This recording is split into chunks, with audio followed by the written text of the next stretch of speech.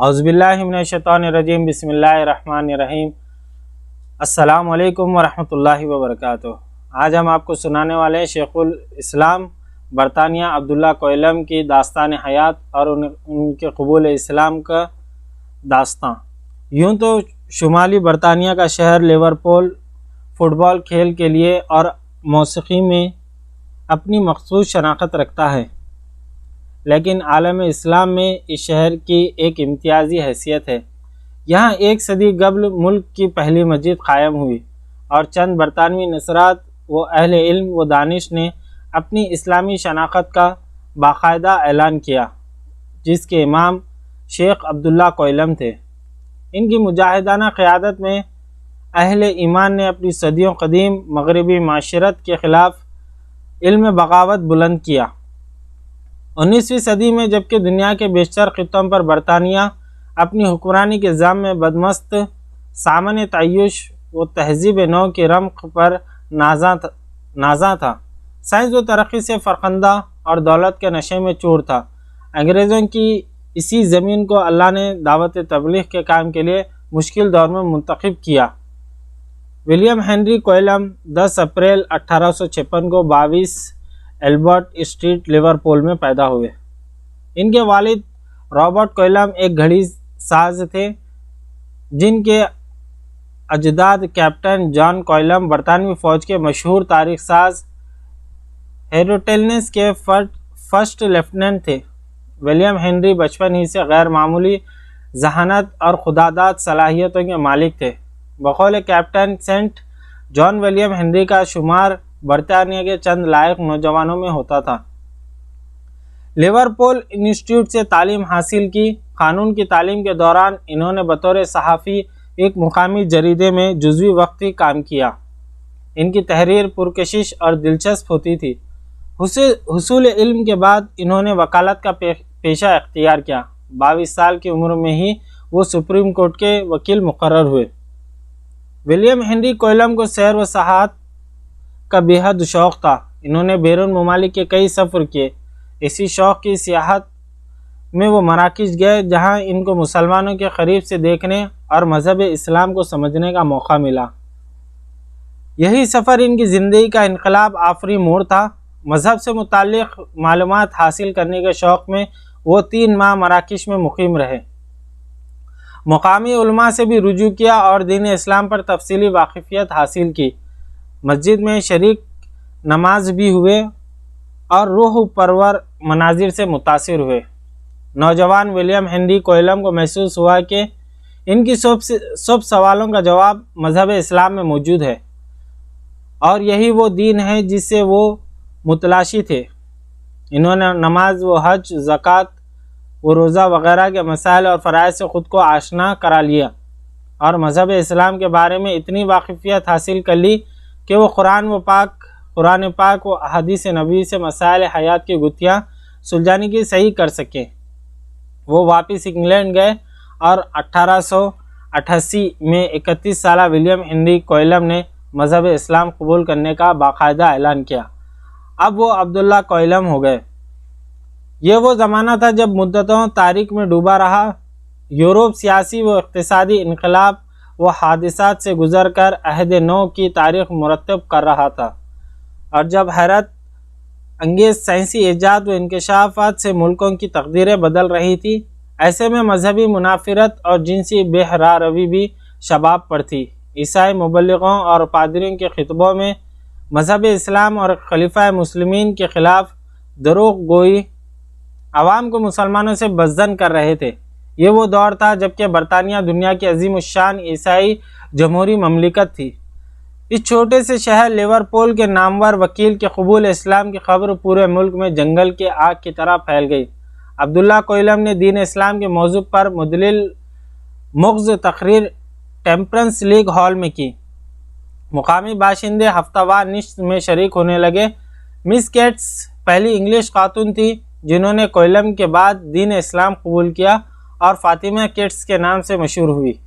Liverpool میں عبداللہ کوئلم نے مسلم institute قائم کیا، جہاں سے باقاعدہ دعوت و تبلیغ کی تحریک کا آغاز ہوا۔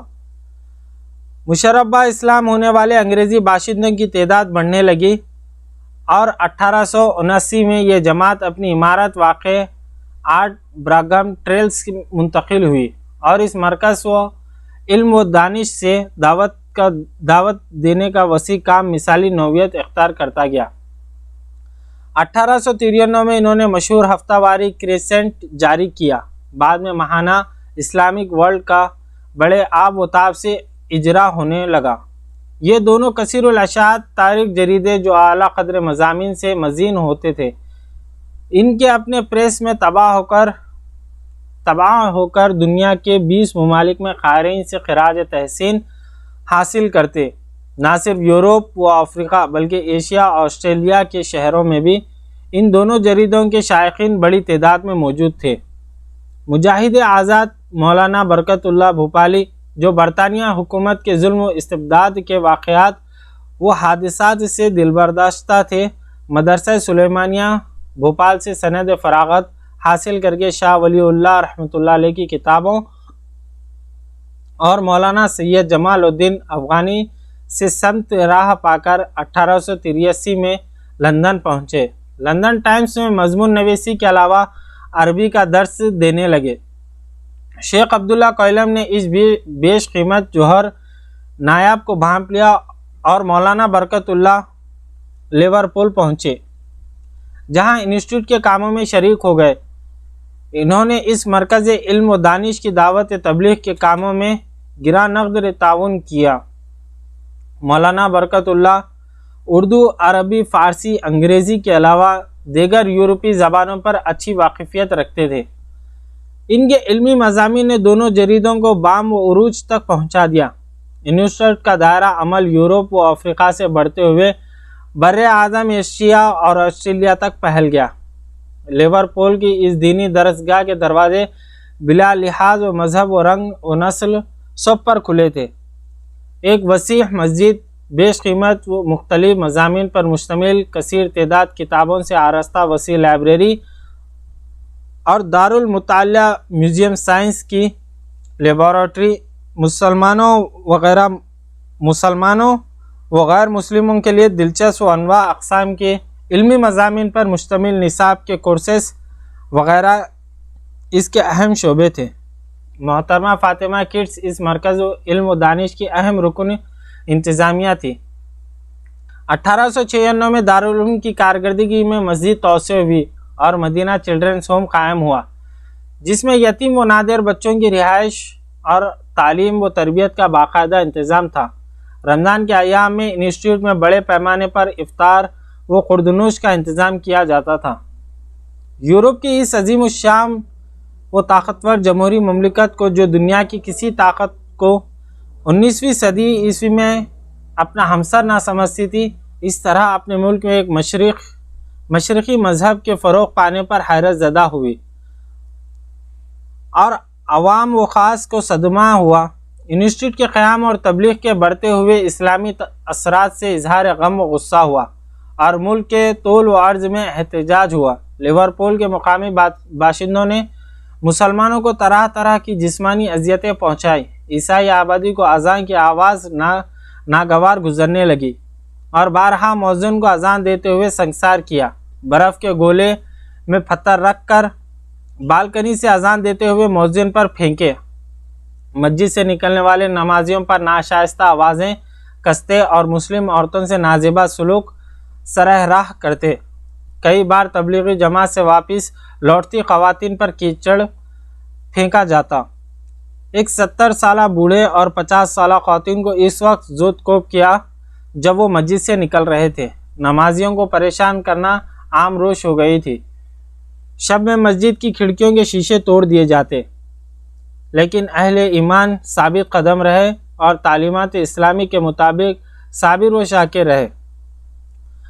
مخالفت جس قدر شدید ہوتی ہے، دین کا کام اسی قدر برق رفتار سے فروغ پاتا گیا۔